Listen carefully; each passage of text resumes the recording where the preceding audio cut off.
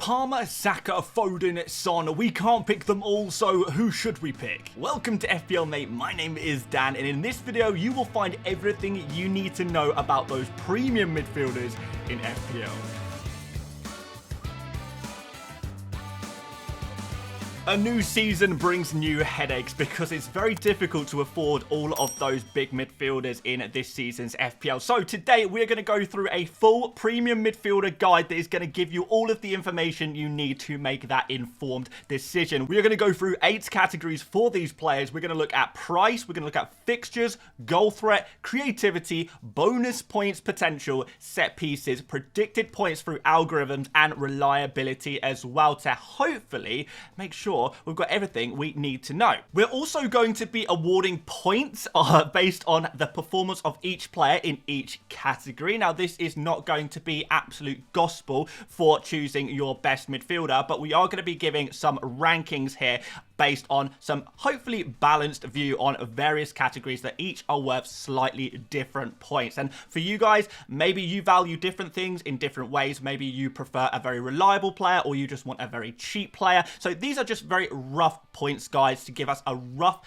table of who is the best midfielder for FPL this year. So just a rough guide, bit of fun. Let's get started. So our first category is price. So we're going to look at these players and who cost the most. And I've gone for every single player that costs 8.5 million or more in the midfield position, which brings us to 8 very nice players. Lots of 8s being spoken about today, guys. But Salah is the most expensive of the premium midfielders at 12.5 million, going all the way down to the likes of Ødegaard and Fernandes, who are 8.5 million. I've also put on screen the starts they had during the 2023-24 season. And all of the stats we do today, guys, are going to be per start, so that players like De Bruyne and maybe Salah and Palmer, who haven't played as many games as the likes of Saka, Ødegaard and Fernandes, we can compare them very, very nicely based on how many games they started rather than the overall points. I think that's going to be a little bit better to make those comparisons. I've also put on screen the points per start per million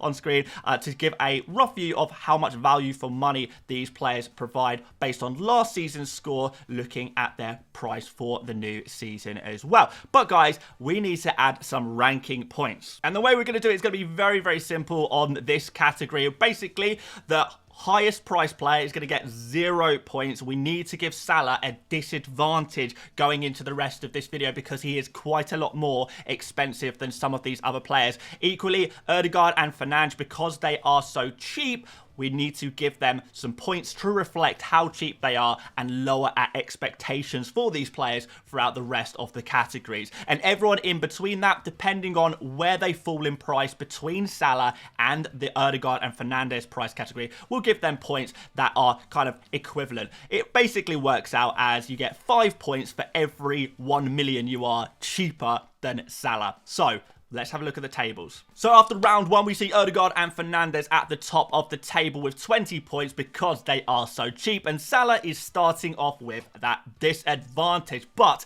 can he claw it back and make his way to the top? Let's find out in the next category. So this next category is fixtures. And what we've got here is the first 6 game weeks. I think that's a good guide when you're looking to buy a player for game week 1. You want to make sure they look good for 6 game weeks. And Salah, right at the top of this table, has the best fixtures, starting off with Ipswich, then Brentford, followed by Man United, Forest, Bournemouth and Wolves. So a great run of 6 fixtures for Liverpool and Mo Salah. After that, we have Arsenal, who don't have such bad fixtures either, particularly from an attacking point of view. Even their more difficult fixtures like Aston Villa and Spurs are not particularly strong defences from last season's information. And that Man City away game is going to be their only difficult fixture. Bruno Fernandes has some pretty average fixtures across the board, and for Manchester City it's a little bit tougher than the likes of Arsenal and Manchester United, but not by much. Unfortunately, Spurs and Chelsea do have weaker fixtures than anyone else. If you look look at Chelsea's fixtures, for example, their best fixture in the opening 4 is probably that away fixture against Wolves, and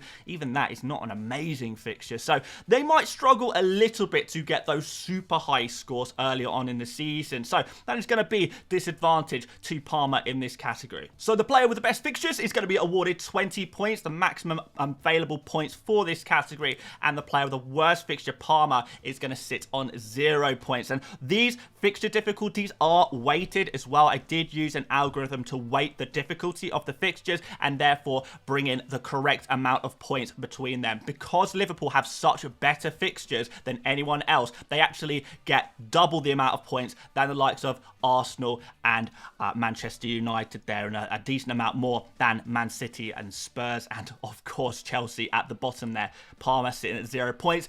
How does this look like for the scoreboard? Well, it's been a rough time so far for Palmer because he was the second most expensive player and also the player with the worst fixtures. So he has a lot of clawing back to do if he wants to make his way up this ranking table. But Salah is stealing a bit of a march here with the best fixtures that moves him off that bottom spot. But it's still the likes of Ødegaard and Fernandes at the top of the table with their very, very good price and pretty decent fixtures as well. But as we know, it's not just about the price and the fixtures, it's about the quality of the player. And can some of these other guys maybe move up a little bit more? So this next category is goal threat. So we're going to look at the players for their non-penalty goals, their non-penalty expected goals, see what they did this season. And as you can see, the player who scored the most amount of goals per start, excluding penalties, was actually Phil Foden, scoring more than every other game. So scoring sort of in 55% of games without the use of any penalties last season. It's a very, very good result as well. If we look at non-penalty expected goals, however, Salah was the player with more chances to score than any other player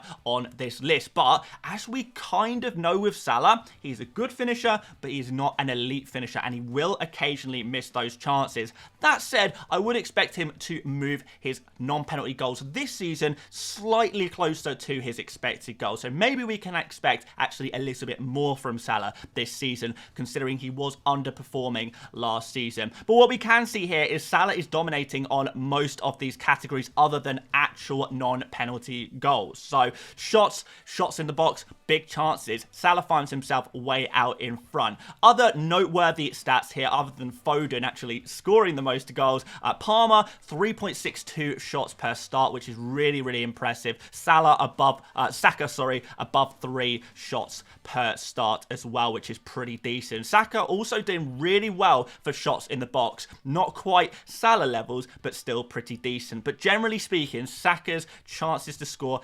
slightly lower. So it's not like a Foden or a Palmer or a Son, who are really elite finishers last season, finish off a lot of their chances. Saka is tracking slightly closer to his expected stats. So Saka will perform around his expected stats. Foden, Palmer, Son, they're going to overperform on their expected stats because they are very, very good finishers, and Salah is going to be around the same as his expected stats as well, similar to Saka there. So, with all that said, guys, pause if you want to have a look at more of these details. We need to give some ranking points. Salah is obviously going to be at the top of this list, and how we've calculated this one is we've obviously assigned the best 20 points, the worst 0 points, and we've judged this on non-penalty goals plus non-penalty expected goals. So we've added those two categories together to try and give a balance between how many goals a player is actually scoring and how many chances a player is getting to score as well. And as you can see, Salah way out the top there. Foden not too far behind in fairness, and Palmer coming in third. Then we see quite a bit of a drop-off after Son and Saka, with De Bruyne, Ødegaard and Fernandes really not doing too well for goals, expected goals, anything like that. So not really goal scorers, unfortunately, De Bruyne, Ødegaard and Fernandes,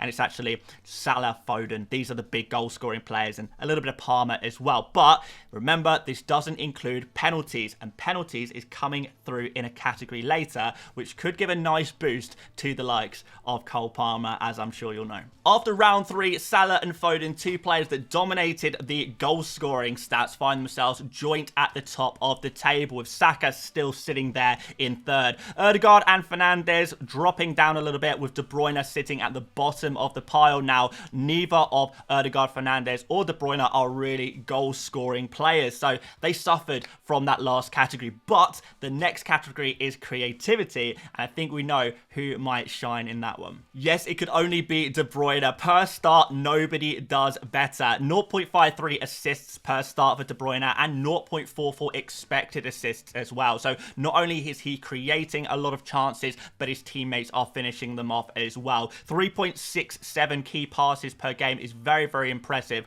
Only Bruno Fernandes comes close on that stat with 3.26. And big chances created, 1.27 per game. That is elite. It really is incredible stuff. No one's coming close. Salah in second there, 0.75 big chances created. So yeah, big gulf, big gap there. But what is quite interesting here is, even though you probably would think players like Ødegaard and Fernandes and maybe even Foden would be some of the more creative players, we see Palmer, Salah, two players known for goal scoring, actually with better creative numbers here than Ødegaard and Fernandes. Saka as well. You guys may think of Ødegaard as the main creator at Arsenal, but Saka is actually creating more chances and getting more assists there.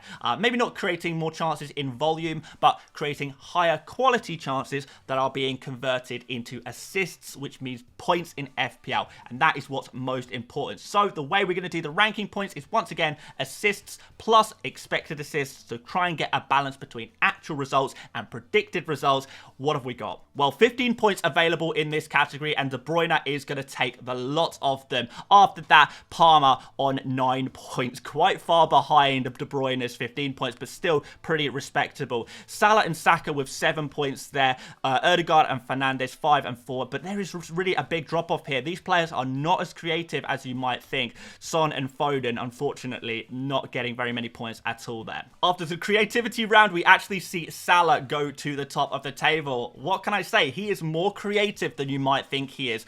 Foden is going to drop down into second place there because, well, there was no real creativity from him last season. So what can we do there?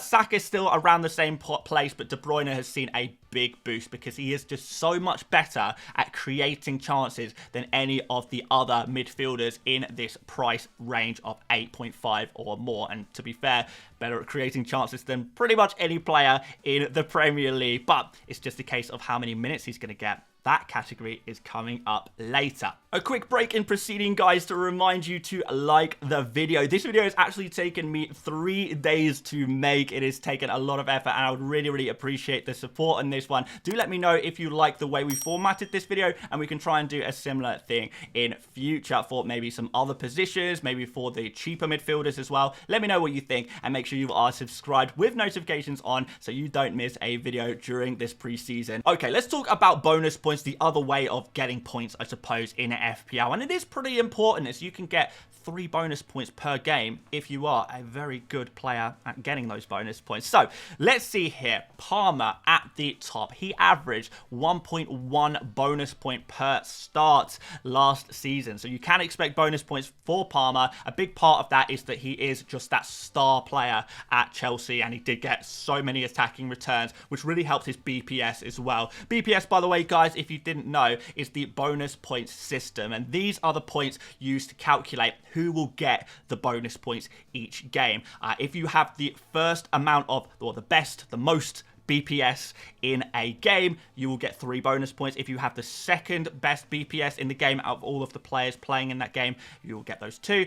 And if you're third, you get the 1. As we know, that's how bonus points work. And Palmer does really well for BPS as well. So it's not even just a case of that he is, the star player in this Chelsea team. If he's getting these BPS points for any team in the Premier League, he would still be getting 3 bonus points a lot of the time. So really good there. Palmer dominating for bonus last season, and Foden did pretty well as well, 0.94 bonus points per game. So you can expect him to get bonus points most games on average, and his BPS really impressive there at 24.94. In general, you would say anything above 20 BPS per game on average is a very, very good result. But we're looking at the best of the best in this category. So 20 has actually a lower score in this range of players. De Bruyne, interestingly, has 24.60 BPS per start. But the problem is, he doesn't get bonus points because his teammates, you know, Foden and Haaland are getting so many BPS as well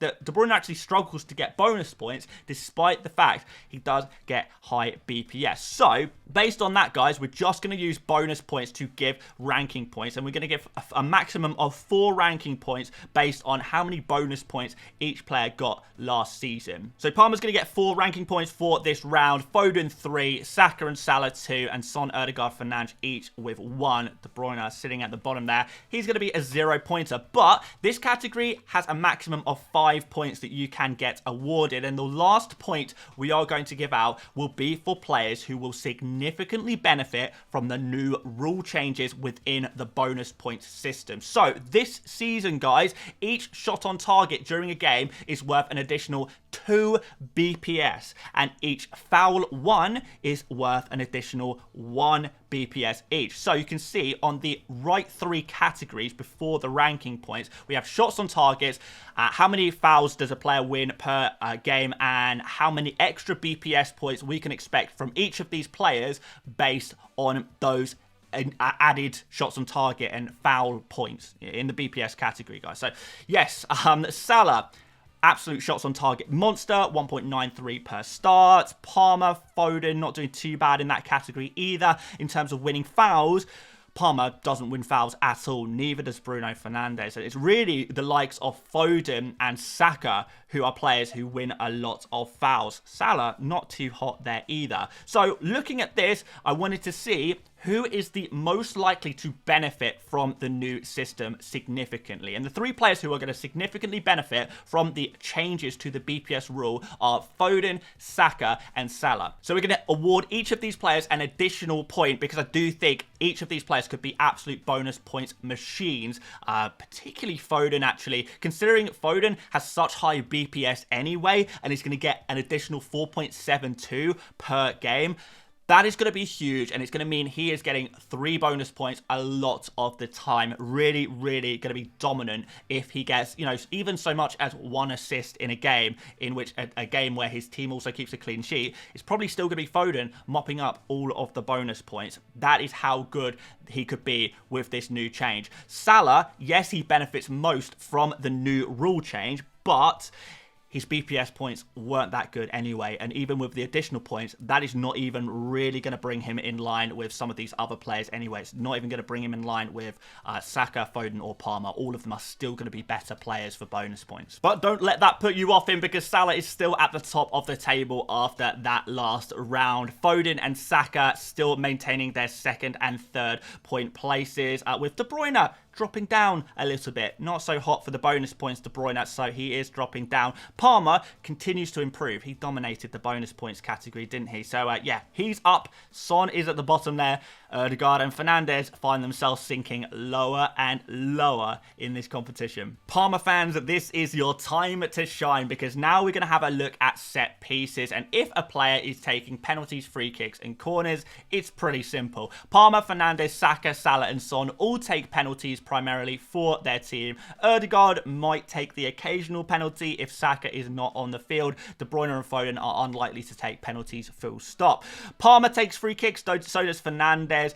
Ødegaard and De Bruyne also take free kicks for their team, and Salah takes some free kicks. Really, he's a secondary free kick taker though, so we're not going to be giving him any points there. As for corners, Palmer, Fernandes, Saka, Ødegaard, De Bruyne, and Foden are on corners, and the likes of Salah and Son not on corners. So, few players take free kicks and corners. Most of these players take penalties, and that is going to really benefit them in these ranking points, because we're going to be awarding 8 points if you take your team's penalties, 1 point in addition to that if you take the free kicks, and 1 point in addition to that if you take their corners. So it's mostly about penalties for this category, but we'll give additional points for free kicks and corners as well, which leaves Palmer and Fernandes getting 10 points from this round, Saka on 9, Salah and Son respectable 8. The penalty taking really does help that, and Ødegaard, De Bruyne, Foden, as they are not their club's penalty taker, they are going to take a big hit this round and probably drop a little bit in the rankings. Well, Palmer fans, I told you it wasn't time to give up yet because he is getting closer and closer to Saka in second place now. We also see Foden drop out of the top 3 for the first time in a little while because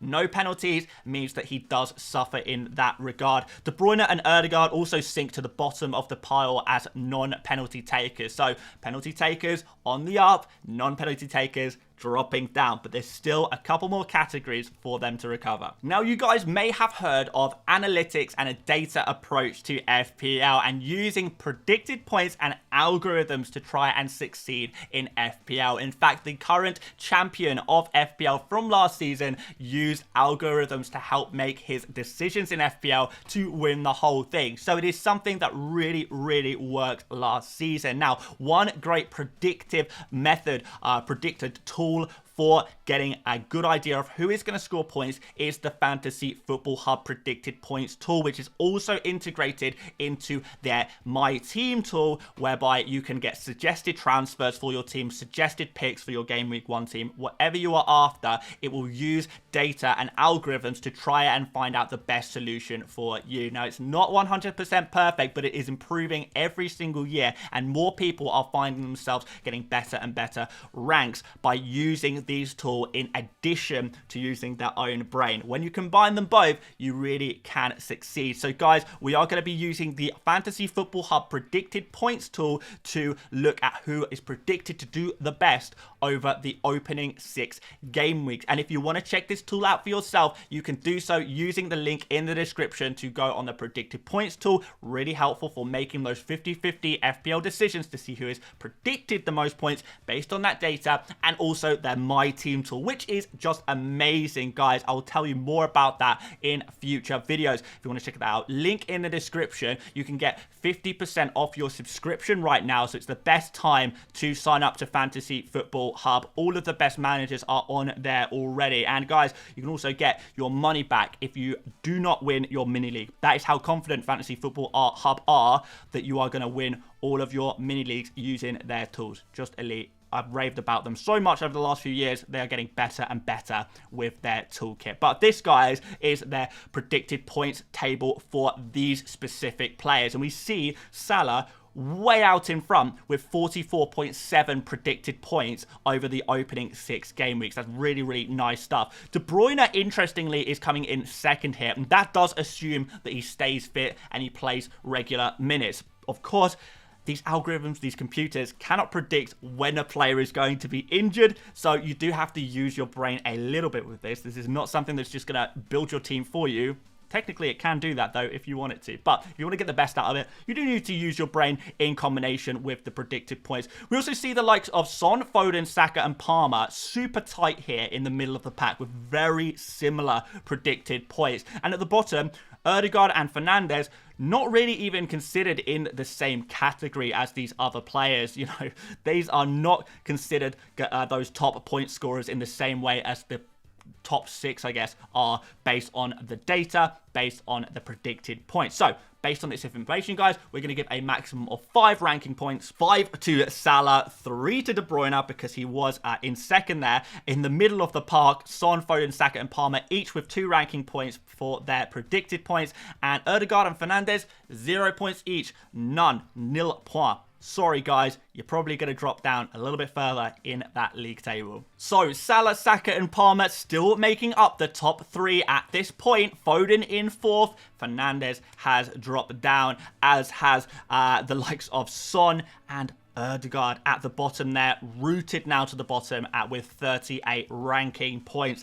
It's looking like he is going to be one of the weaker premium midfielders to go for this new season. But there is one more category. Can there be any changes? Because it is still quite close between sort of Saka and Son. Only 9 points separate them. Of course, there's only 5 remaining points available, and it's all about reliability. So I've included 5 bonus additional categories for the end of the video based on how reliable a player is. So our first category within the reliability category is going to be, does this player consistently score 200 or more points throughout a season? So I want to see over the past 3 or 4 seasons, has the player scored over 200 points during a season multiple times? And the only 3 players on this list who have done so in the recent seasons are Salah, Son and Saka. Everyone else either has no history of consistency really at all, like Palmer, who really only had his breakthrough season last year. We have players like Foden, who did brilliantly last year, but wasn't really nailed on in seasons previous to that. Ødegaard, Fernandes, never really reached the heights of 200 points, or at least very, very rarely. And De Bruyne, well, I mean, he hasn't seen regular 200 point seasons in 5 or 6 years now. So it's been a little while since we saw De Bruyne getting regular huge points in the world of FPL. Looking at rotation risk, I would say that nobody has rotation risk. They're all star players other than De Bruyne. Given his age, he has been rotating a little bit. We have seen there. You can see a similar situation with minutes per start. De Bruyne, unfortunately, is down at the bottom here. Only 77 minutes per start on average for him. Everyone else is at 83 minutes per start or more. So we've got very, very, regularly playing the vast majority of the game every time for everyone, other than De Bruyne, who does see himself substituted off a little bit earlier there. Looking at the injury record, again, everyone's looking good other than De Bruyne. So, yeah, it's not looking great here. Everyone else's injury record is pretty decent, actually. De Bruyne, we have seen him with injuries recently. And finally, we've got the busy summer category, which is going to be about whether the player played international football over the summer. The likes of Salah, Son and Ødegaard did not play any football over the summer. Saka, Fernandes, Palmer, Foden and De Bruyne all played in the Euros over the summer. I know you might say, well, Palmer didn't play as many minutes as some of the other players. Maybe De Bruyne got knocked out a little bit earlier in the tournament, but, Palmer would have still been with his camp for the whole time. He would have been with the England team all the way up to the final, training every day, so he will still be getting probably a little bit of a break after the Euros. And I think that's the point here. Who is going to be getting an extended break? And it's likely that Saka, Fernandes, Palmer, Foden and De Bruyne will be getting extended breaks before returning to training at their clubs, whereas Salah, Son, Ødegaard, they're back, they're training, they're going to be much more prepared and ready to go for the new season. So we're going to assign some ranking points here. 5 points to each of Salah and Son, who pass in every category here. Everything looks good. They're consistent. They're not rotation risk. They get a lot of minutes per start, decent injury record, and a clear summer. So Salah and Son, nice, well done. After that, we've got the likes of Saka and Ødegaard, who are, looking good in all but one categories for each of those. Fernandes, Palmer and Foden, somewhere in the middle, passing through some categories, not passing through others. And De Bruyne failing every single one of the reliability categories. And I think that kind of makes sense when we look through these players and we kind of think, who is the most reliable picks in this list of midfielders? You would definitely say De Bruyne is the least reliable of these players. Salah, definitely going to be the most reliable of these players because we all know what he's about. So, he's been so consistent for so long. We know what we're getting with him. So, we've got the final ranking points for the final categories.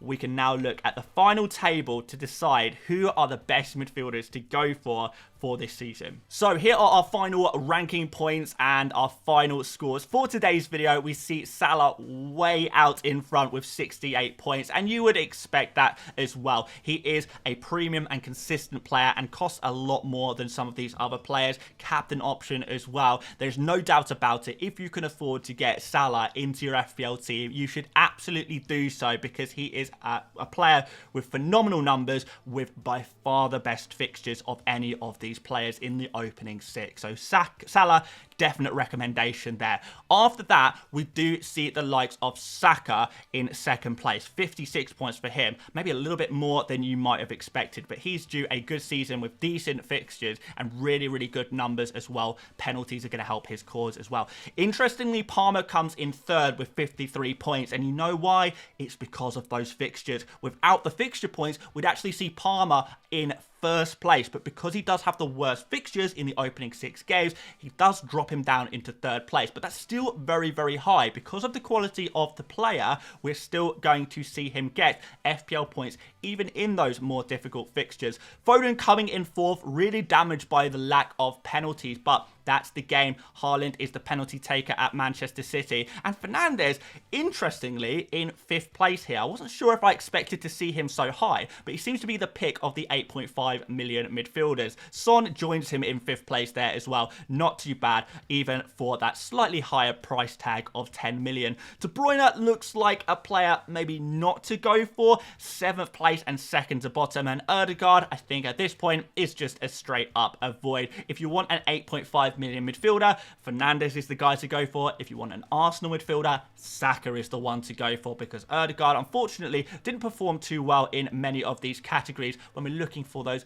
FPL points. Fantastic player, not necessarily an elite player when it comes to FPL potential. Just to give another perspective on our table, this is the ranking table without the price points included. So obviously Salah was badly damaged by the price tag that he has, and Palmer damaged by that as well. And actually Fernandes and Ødegaard got a real let off with their cheap price tag. But if money is no issue and we're just looking for the best players who will get the most amount of points, and remember guys, this is in the opening 6 fixtures, then Salah is way out in front, and Palmer actually joins Saka as 2nd place if money is no issue. Remember guys, Palmer's slightly more expensive than Saka, which did create a small gap between their points in the previous table that we just saw. We also see Foden, Son and De Bruyne all go ahead of Fernandes and Ødegaard. Remember, Fernandes is a phenomenal pick, but when you don't look at the price tag, well, actually, he's probably going to be lower than some of the 9.5, 10 million kind of assets. But